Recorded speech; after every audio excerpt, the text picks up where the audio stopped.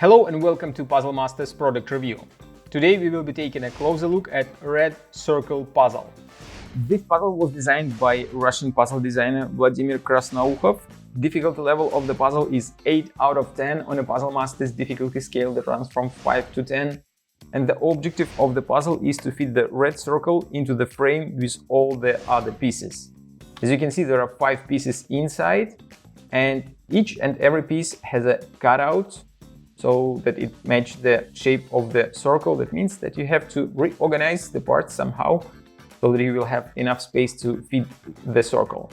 The puzzle is made of acrylic and it is a pretty well-made puzzle. It has a black frame, green parts and the red circle, and the solution of this puzzle is just amazing. You will spend a lot of time before you will find it, but you will be amazed and you're gonna love this puzzle. If you like the red circle puzzle, or it is also called the cheese puzzle, and you wanna buy it, go to puzzlemaster.ca. See you next time.